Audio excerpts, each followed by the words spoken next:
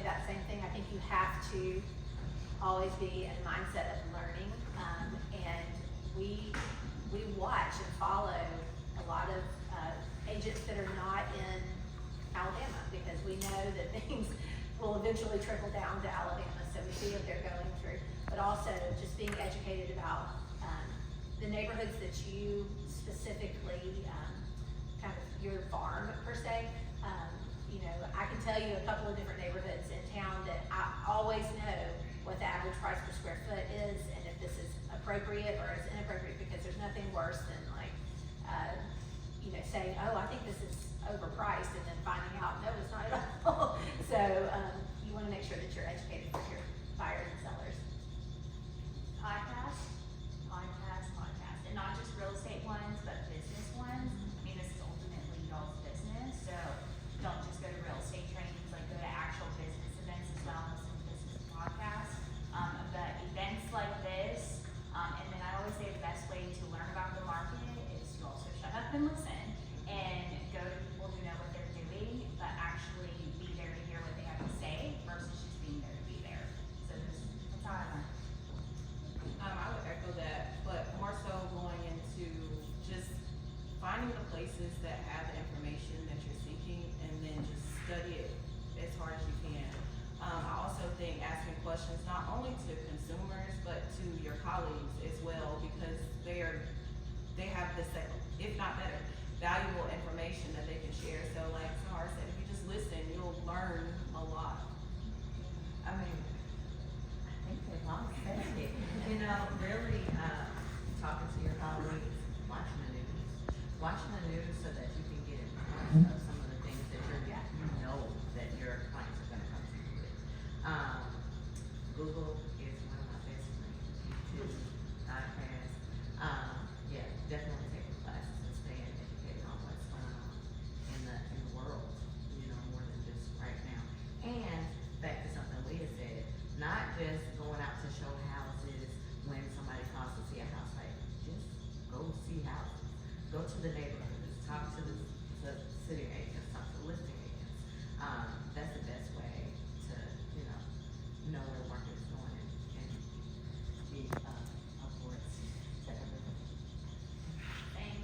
For me, I'm a very nosy person naturally, so I like to go to, you know, be in new construction. I like to go to different communities, learn about what their offerings are, learn about their product, learn about what their incentives are, and how I can best kind of position that to provide my value over theirs or vice versa.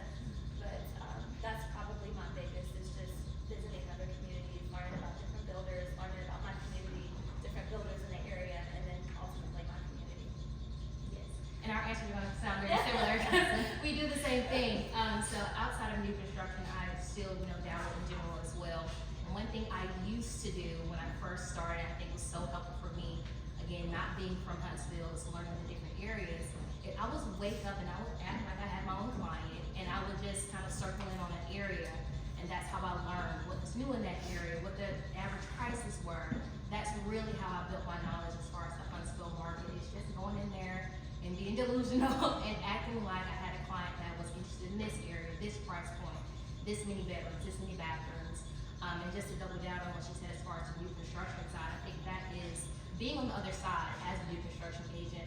One of the huge, I think, kind of hidden gems that a lot of agents don't take advantage of is really coming to people like us and really learning about the different products. There's so many builders in town now that I feel like there's an opportunity pocket there for a lot of agents if you just really tap into new construction. So those are the things that kind of help me learn the market. Having an open mind, no days is the same, and no buyer or sellers are the same.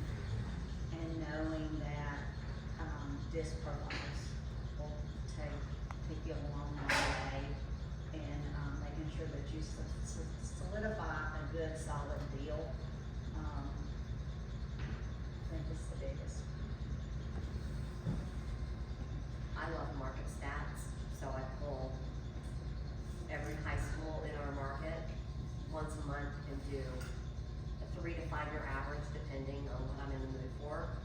And and then do absorption rates as well for my agents, so they'll know the market every single time. And it's still, it's much more hyper-local than that, but that gives them an idea of Bob Jones versus Madison County High or whatever, so I'm a huge market stats person. Pretty much what everybody else has said too. It's education. I love podcasts, attending conferences, broker agnostic, masterminding with peers, and knowing your numbers and what's going on in the market. Yeah. Steve, can I add one more thing? So also when I first moved here, one of the biggest helping things I could ever done for myself was to volunteer and then also attend city council meetings. And also, this is the tip, it's really great to prospect out of that too, as far as farming. So you can understand what's happening in the community that you're in, but you know, they're projected. So you'll have real-time new information from the public or from the city council that you can utilize too, that will provide that same type of data. Just wanna make sure I had that. All right, we're back to legends again. Reflecting on your early years, what advice would you give to the new agents? Start with you. Plan your time and stick with it. And put family first. And looking back, I wish I had done a much better job with that and learning that ball game is an appointment, just as important as anything else is, and I had the hardest time learning that. So, yeah.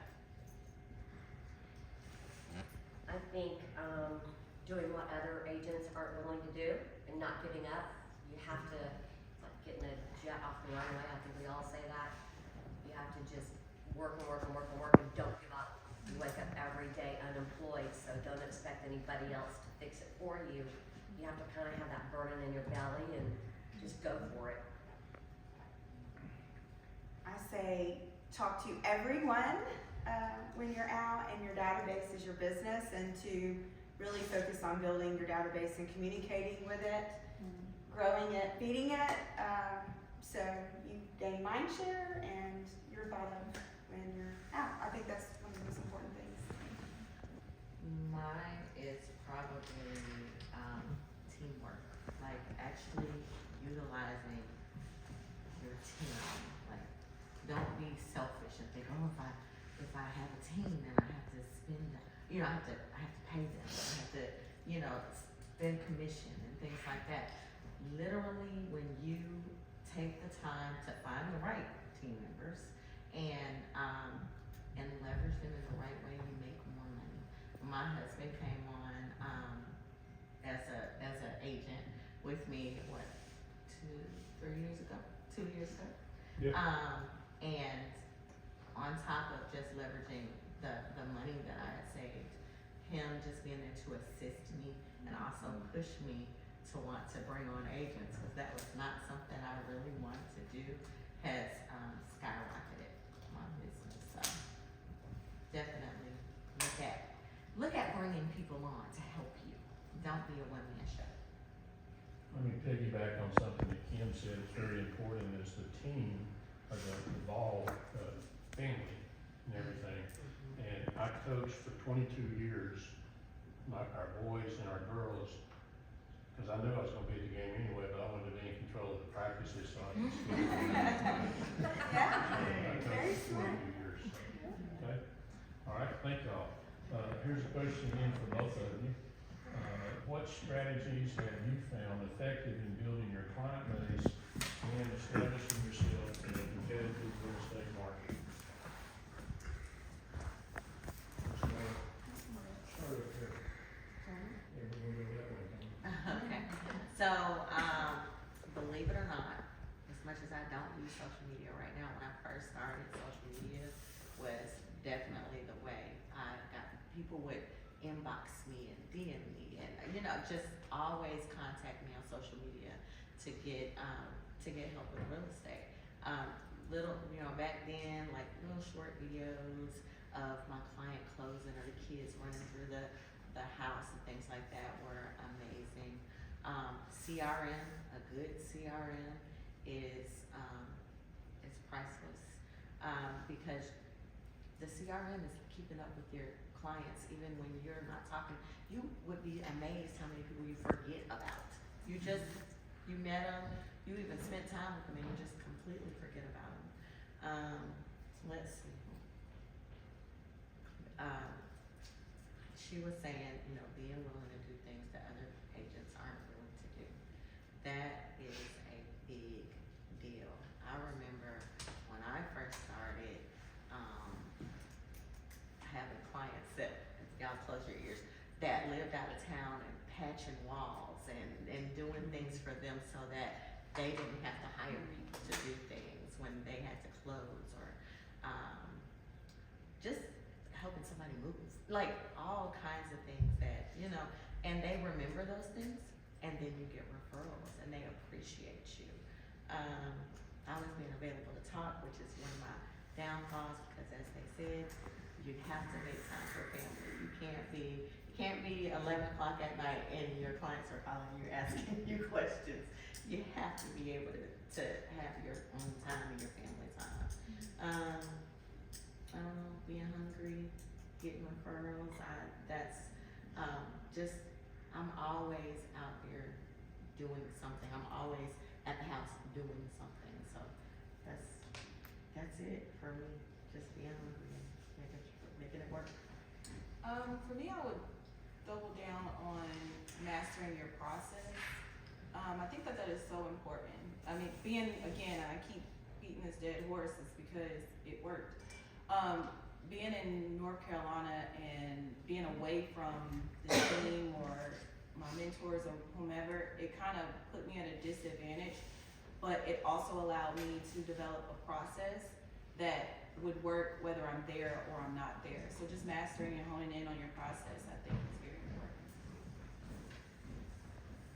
So to get leads and clients, because ultimately leads are clients and stuff, video content with call to actions, very, very, very key. I love video content. I'm gonna say like the dirty sentence, nobody likes to hear, pay for leads, only if you know how to convert. I'm a big believer in paying for leads, specifically Google PPC. It's a cheaper way, but you have to know how to convert. Otherwise, you're gonna think all leads are crap. And then turning those leads into referrals and doing past client events. Anytime we do a client event, we always get more business. And you can get those sponsored so they don't cost as much as well, and that's gonna generate a lot of business for you as well. And people, last time we did a client event, we did it somewhere very public, Stoke House, and we had a lot of people who were there that night who just kept walking into our event accidentally. We would just hand them our business card and say, you could come next year. Here's a card, just buy a house with us. So those would be my top ways. Our model is like referral based, and so we spend a lot of time just making sure that our people that we've worked with know that we love and care for them past the transaction. You know, we have found such success, and it's so simple, but when I am scrolling Instagram or Facebook and I see something, especially like if their kid has done something great, like we had a client whose kid got a school record at the track meet, and I just screenshotted that. I sent it to Holly at our office, and the next day there's a card on my desk that says, you know, Tripp Wilson track record. And I wrote a card not to my client, but to the kid. Hey Tripp, we are so excited. We love when you meet your goals, and I'm just really proud of you. Good job. All that is. His mom, his dad, his grandmother, and his sister all came up to me, including him, the next time they saw me, separate occasions. Thank you so much. That meant so much to us. Because our clients we take them past the transaction. The biggest insult would be that I was just a paycheck for you. And that's not how our team works at all. So we do client events as well. And then we systematically touch our database and make sure that they know that we are a resource for painters, doctors, like attorneys, whatever they need, that we could be their one-stop shop resource. And it's not, it's true, we love them, we really do. And the other thing I would add is that, my coach says, go do the things that you love. The hip hop dance class that I take is so fun. It's an Element if y'all want to come. I love it. It's super fun. It's an engagement for me. 3 sales in 1 year from that class, just because they knew me from hip hop. So. Social media is a lot for me, and then also doing open houses. A lot of seasoned agents pass those down to me, and I really enjoy doing them, and I always have a great turnout. Well, I think everybody's covered everything. Yeah. Community events, we love doing those. We send cards as well for special occasions that we notice through our sphere of influence and friends and family, and definitely systematically touching your database and, you know, reaching out and loving on them past the sale as well. I'm with all of these wonderful people. We do customer events, staying in front of your past clients. I guess so many call them orphans. Somebody else will adopt them if you don't take care of them. And just getting started, Sahara, the paperclip leads, that's how I built my business and several of my agents' business in the beginning. But if you don't work them, they're not easy. But if you don't work them or know how to work them, it's a waste of money. So, but knowing more than everybody else, which is just driving neighborhoods, going in homes, like she said, studying the market, and show up better than everybody else every single time. I can't think of anything new to add, y'all have touched it That all. was great. Repeat the question for me. Yeah, it was, do you use, or what strategies have you found effective in building your client base and establishing yourself in a competitive real estate market? Perfect. Okay, so I like to go all the way back to pre-new construction, pre-joining a team, when I was a solo agent, brand new, again, not being from Huntsville. So what I did, really touching on what Sahara said, is that getting on social media, it's really will fall flat if you don't have a plan once you get that contact on social media. So I have a really, really great mentor out of the Atlanta market that I've depended on probably since I got into real estate. And one of those things that I learned from her was having a clear journey from the first contact until hopefully the closing table with the client. And without having a team or really no direction on how to do that, I really, really dialed in on my systems. So I am an automations nerd. If anybody knows Sahara might know what that means, is I want my clients to first contact me. When they get in contact with me, I shouldn't really have to talk to them until we're ready for a consultation. But between the first time they talk to me on social media and pre-consultation, they know my whole process already before I even actually hop on the phone with them. So I really depended on things like Google Forms, automations. You fill in your information, you're immediately getting an email from me telling you next steps. So that's really what I depended on early on, as far as how to get clients and actually convert them. Same with new construction, I think it's a little bit different.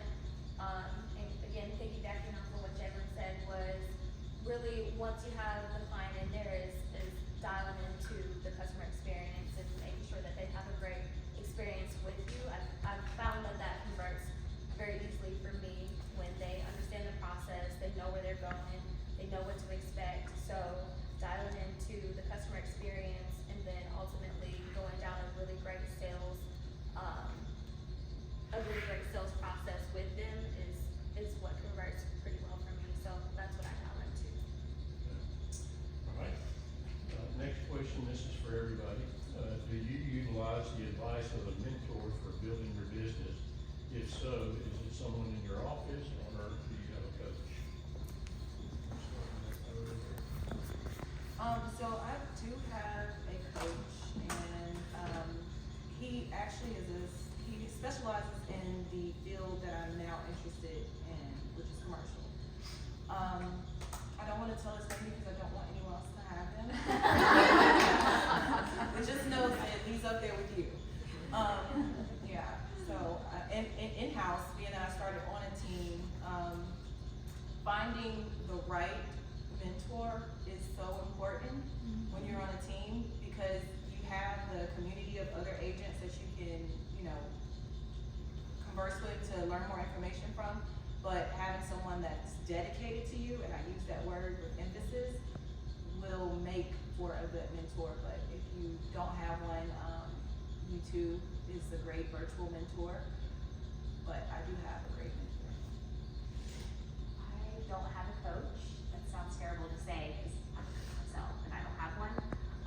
But I kind of use the world as my coach. Like, I'm such a big believer in podcasts, reading, just going to conferences, going to events. Like, that's me investing in myself. So I always leave Huntsville to go to big conferences and events and do a lot of networking and meet with a lot of other teams. And I don't like to have like one specific coach because I feel like so many people do it different ways. I want to learn from everyone. And in the past, I had one coach and I get too roped into one way. So I'm not afraid to ask either. If I see someone doing business a certain way that I like, I will just pick up the phone and I will find their cell phone number and I will call them and say, hey, do you want to meet for a Zoom so I can ask you questions? And people love talking about themselves and they will say yes. So I pick up the phone, call big team leads and just ask them a bunch of questions. And I do that at least once a month and kind of use like everybody as my coach. I do have a coach. She's through MAPS, which is a Keller Williams affiliated coaching system. She has the business that I aspire to, and so I happened upon her before my husband came on the team, and she and her husband it's really a kind of fun story. Like, all I put in was a little bit of information about me. Darren had not decided to come on, and my first interview with her, I found out that she mostly does husband and wife teams is her focus. And so I can attribute a lot of our growth in the last 4 years to my relationship with Alice and her helping us find that right person, doing the hiring, and helping us leverage ourselves and make smart choices for our business. So she doesn't talk anything. We don't ever talk about like, oh, this deal went sideways this way. What could I have done differently? It's not that kind of coaching. She's coaching for our business. Now, in our office, I have some great friends that are peers, and yeah, this deal goes sideways. What am I going to do? Absolutely, I'm in their office, and so I love a collaborative effort to help make win-win solutions. I'm very lucky that my mentor and coach is my mother. I lean on her all the time. I always have lots of questions, and she's very knowledgeable, so she helps me through every step, and I'm not thankful. I also have a MAPS coach that I meet with once a week, and he's incredible. But I also love that I do group coaching, usually once a quarter outside of Keller Williams. I think everyone should go check them out. It's Glover U, and we'll tell Jeff that I said that, but it's a broker agnostic company. They're incredible. We've attended their seminars, but they have incredible group coaching that is offered on a quarterly basis, and they're incredible. I would encourage all of you to go check it out because it's fantastic. But having that accountability and a coach weekly is nice, so most of the time. I don't like being held accountable. Yes. I have had coaches and mentors in the past. I think what's been most useful to me over the past few years is a group of independent broker owners from all over the country. We're in a small Facebook group, and that's added a lot of value to my life personally and professionally. So, we're all at different stages. I've been in a while, so I'm sliding out, and some are just building their businesses, but it's just been great to have like-minded people. I have had them in the past, but currently I do not.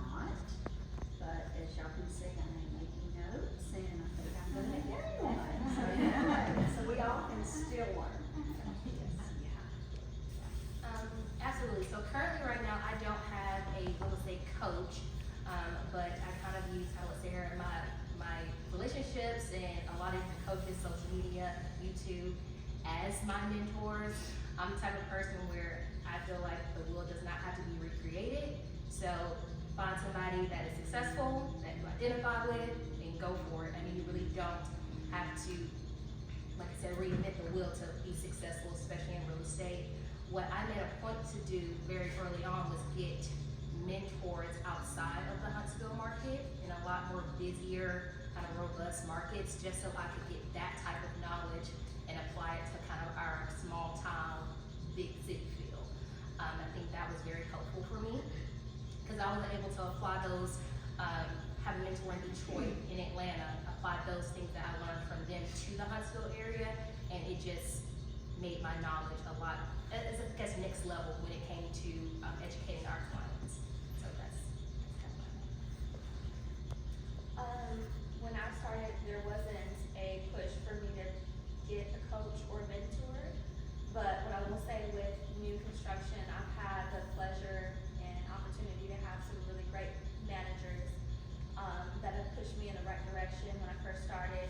I think that the manager that I had when I started, if I had not had her, I would not have been as successful as I am currently without her knowledge and experience and, you know, pushing me in the right direction and giving me all the experience that she has. So I would say, definitely having a mentor probably as a newer agent is probably one of the first things that we should do. But again, luckily I was able to have a manager that was very hands-on, very experienced, and aligned with who I wanted to be as a real estate agent earlier in my career. So I also do not like to be held accountable. But, when I first started, I was with Keller Williams. I had an amazing trainer.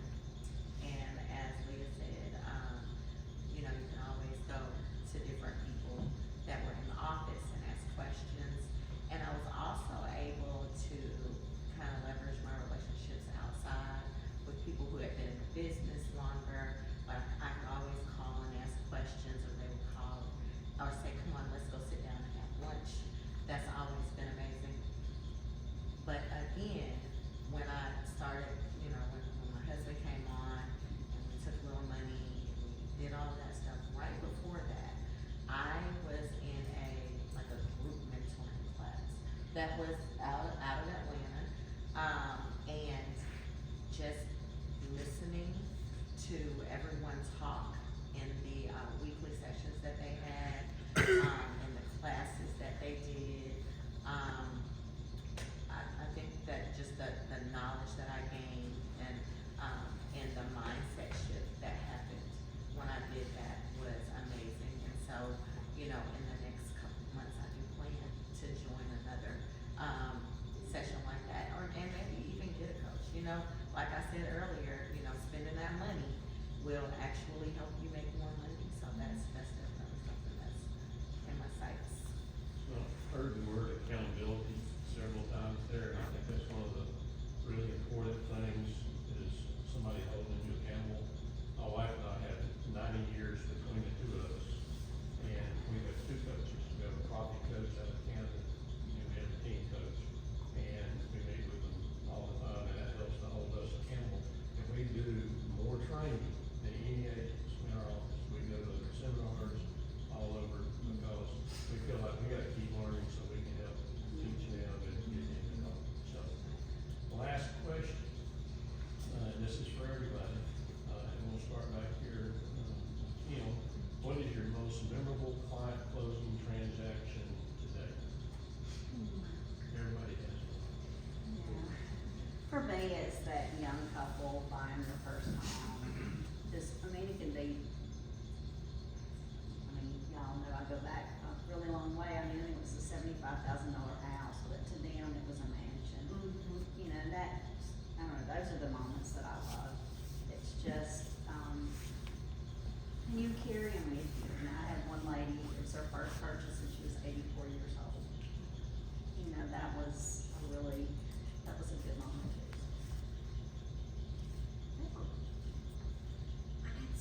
favorites, but I'm with Kim. I love when they're starting out, you really make such a difference in their life. You make a difference every time, but especially then and then when they're changing their life near the end as well. So there's been quite a few that I really love. It's what drives me in the business. I think most of us can say that. I think I'm gonna go with my very first sale. Actually, I was just thinking about that. I was like, we've had some crazy things go on, but she actually was kind of a mentor to Chloe. She was a dancer, and her name is Megan, and she was like, called me, brand new agent, didn't even know how to do a CMA yet or anything, and she just, Lisa, I want to buy a house. I'm like, well, let's go. And just helping her achieve that home ownership and her being so gracious with me through the process, and just the happiness at the end, being able to help someone achieve their dreams of home ownership, and me getting that first sale, I think is really memorable. And lots of help that I had in my office. So I was like, oh, she wants to write a contract. Help, help, help. So yeah, that was a great one. So yeah. Mine was my first listing. Got it on floor duty. We went live and I got over 40 showings within the first few days, and then I got an offer, and most people wanted to do backup offers, and it was over asking price, so it was nice. Love that. When I read the question, I thought memorable or traumatic. Which do we really?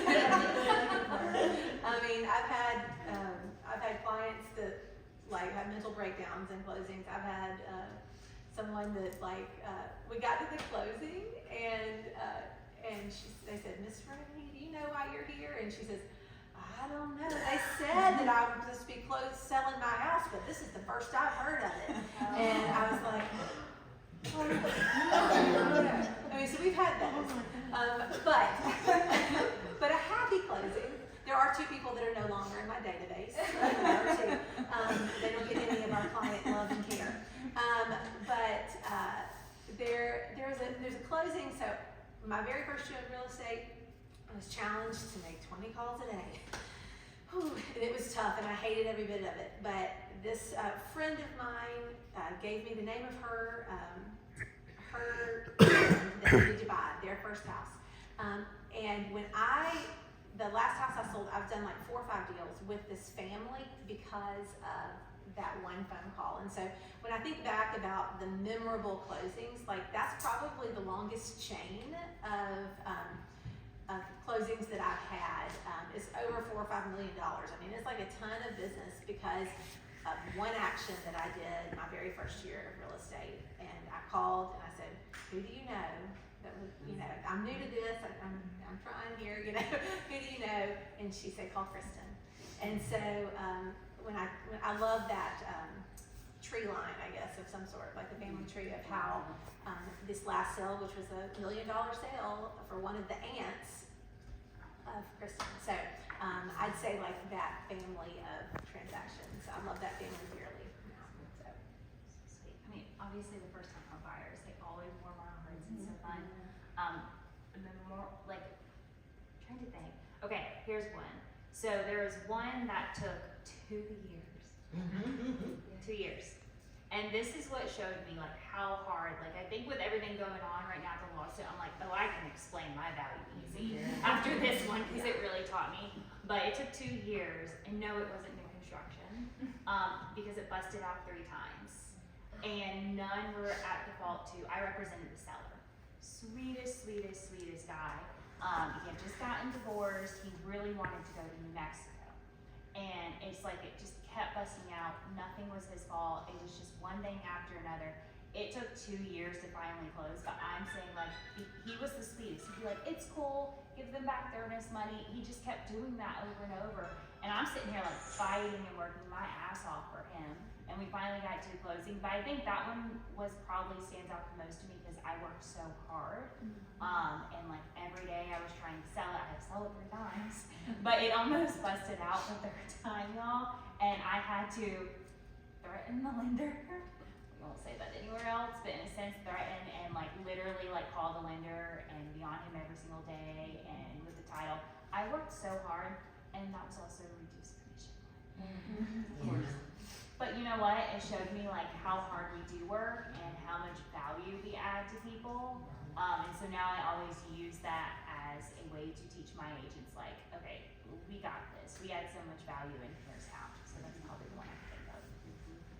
I would say my most memorable, actually I might have two, but my very first sale was actually my mom, and she made me earn every of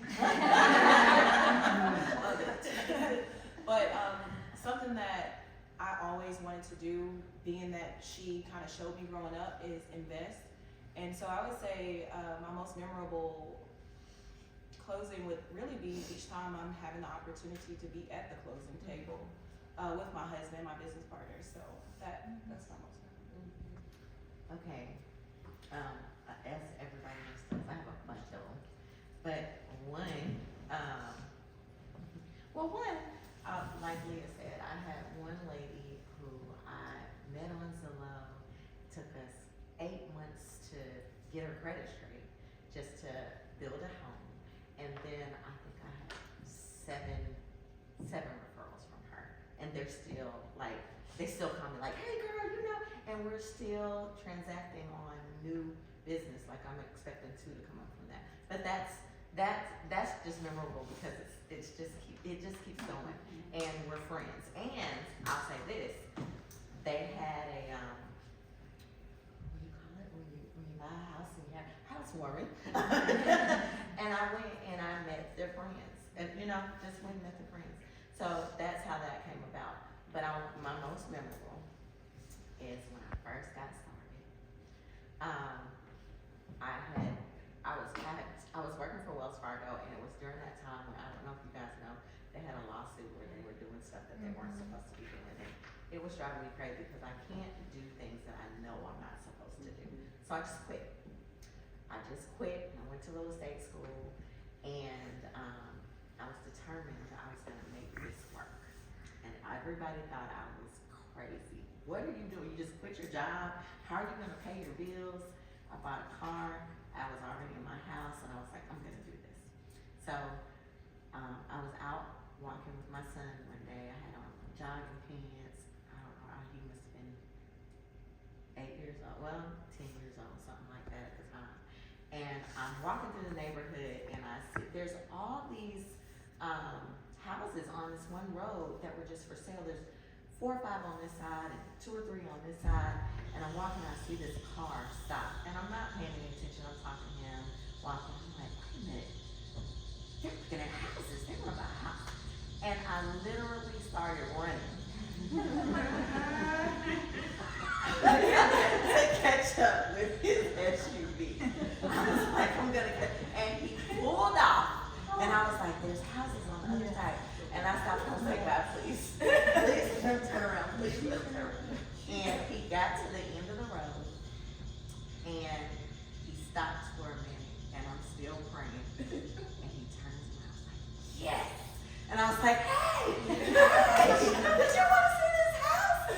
And he stops, and he's looking at me like, no, I really don't want to see the house. And he's like, you can give me your card, though, and maybe we'll go see some houses another day. And I was like, I don't have my card on me, but I'll write my number down.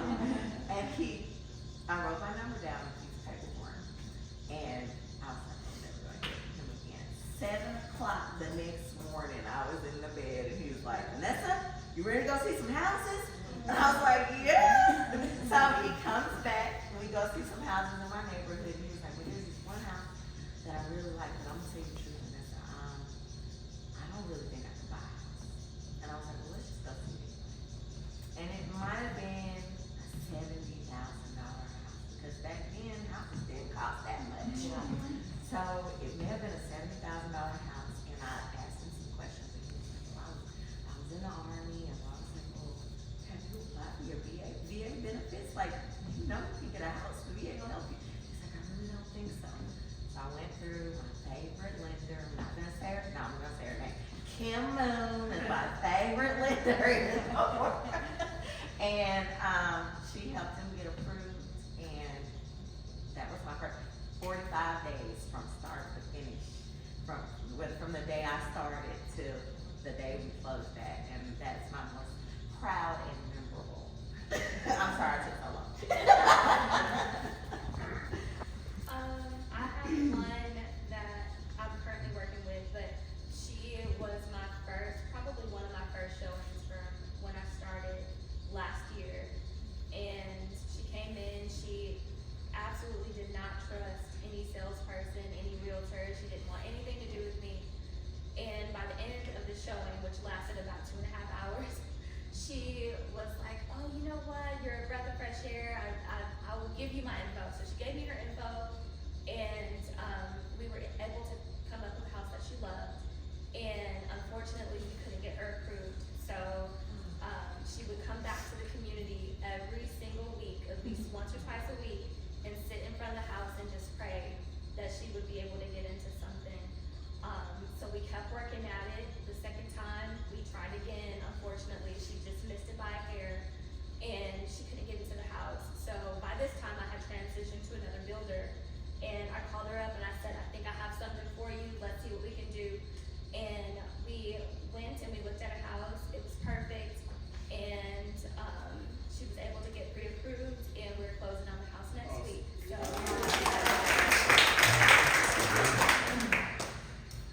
Okay, so super transparent moment. So I think my favorite, most memorable transaction was probably my worst transaction. And it was the worst transaction because I can identify many mistakes that I made on my part. But I can always remember this transaction because it truly changed the type of agent I was. It truly changed my customer experience and how I educate my clients.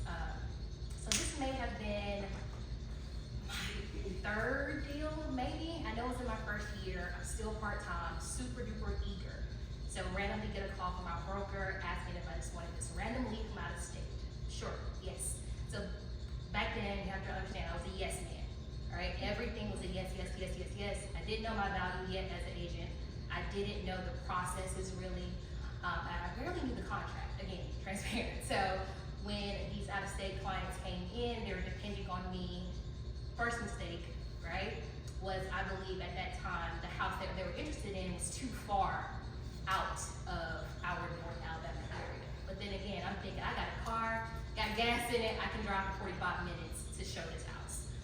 So showed them the house. Again, they were out of state, so they actually did not make it in town until the last day of their due diligence period.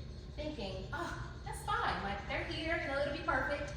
Y'all know how crazy that is, but I'm thinking, yeah, it'll be totally fine. So they get here, and immediately, that's when I learned the look. When she pulled up, I could tell instantly she hated it. Absolutely hated the house in person. During that time, when I'm in and out of the house for them, I'm communicating with them, and again, I can identify I was not operating in my scope of practice as a realtor. Oh, what does this look like? Oh, that looks great. Oh, what is this? Oh, that looks great, right? All these crazy things. Eventually, ironically, that deal still made it to the closing table. And again, I just learned so much, and I think I'm a person that learns what not to do best. So that deal quite literally changed me as a person and changed me as an agent, all for the better. So I'm all about educating them. I'm all about me being knowledgeable, all about knowing what we can and cannot do. So yeah, that's probably the most memorable transaction. I'll take a point of personal privilege and share one of my most memorable. Yeah. I had a young couple that was referred to me. They had a 6-year-old son, and they lived in this rental house for like 8 years. And the owner of it passed away, so the wife had told them they were going to move because she was going to sell the house.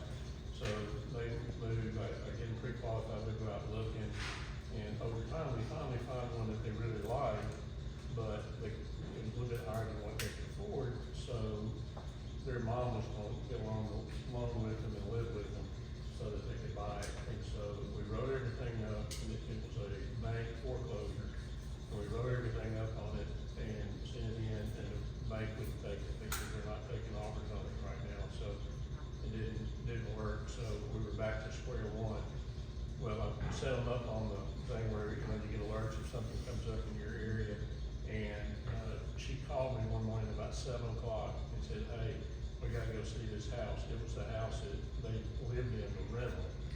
We went and looked at it 7:30, and by 9 o'clock we were under contract. They moved back into the rental house. It had been completely fixed up and redone, and their payment was less than the rent. I tell everybody, the Lord's in the real estate business. He'll put you where he wants you, and you know, he'll sell your house when he gets ready. And that's just my perfect example of that. All right. We have any questions anybody wants to ask real quick of the panel before we? So you're all obviously women at different points in your life and different points in your career. At any point, did you ever feel like being a woman was something that you had to overcome while being in real estate? And if so, I mean, how did you overcome that? I would say yes. Background, I actually sold cars for 2 years prior to real estate. Not only was I the only female in the entire company, I was the only woman of color in the entire company. So I learned how to navigate that space. Customers walking in the door, immediately looking at me like, oh, how can you sell me a $2,500 dual truck? But I knew, I knew my stuff. So going, especially coming into the new construction side, I think it's majority men that we work with on the new construction side. So even telling some of my CMs and some of my closers, getting making that relationship and honestly saying, hey, I know this just as well as you do. So just kind of breaking down those barriers and just being confident in knowledge, I think is helpful with that. Yeah. I'm sorry. I'd say I've had, you know, there's a lot of women in real estate. And I've had a couple of dealings where, the other agent on the other side was male and would say things like, sweetie, or sweetheart, you don't need to, you know, and so nothing sends me like, and I on my assertiveness scale, on my personality, I'm like basement level assertive. I'm never gonna say anything, like, don't do that, don't say that to me or anything like that. But what I do is speak, with a lot of determination, and if I'm knowledgeable and I know what I'm talking about, doesn't matter what anybody calls me, I can still overcome that. They learn very quickly that I'm not a sweet woman.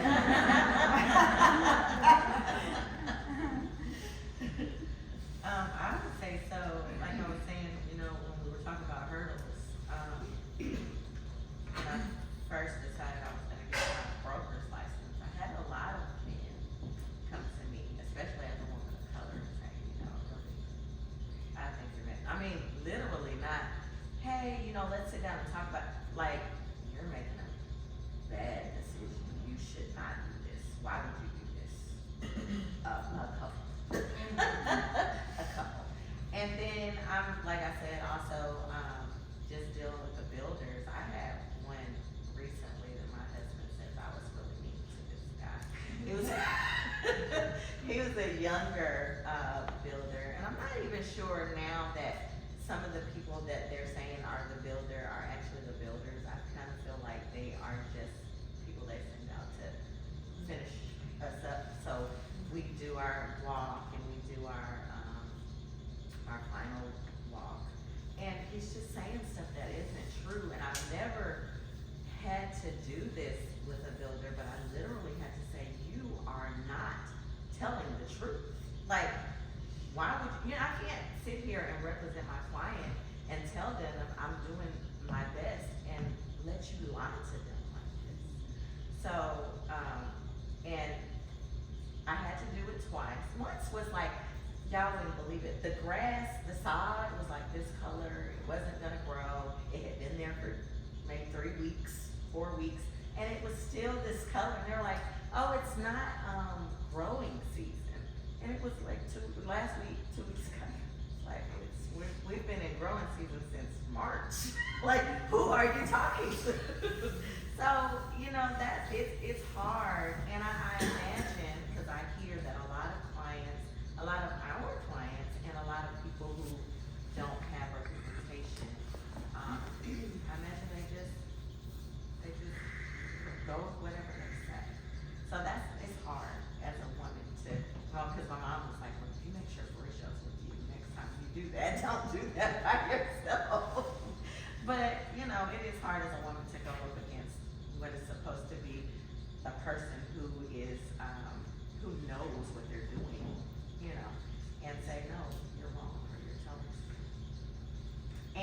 yeah, I did tell him, don't say that. I need to look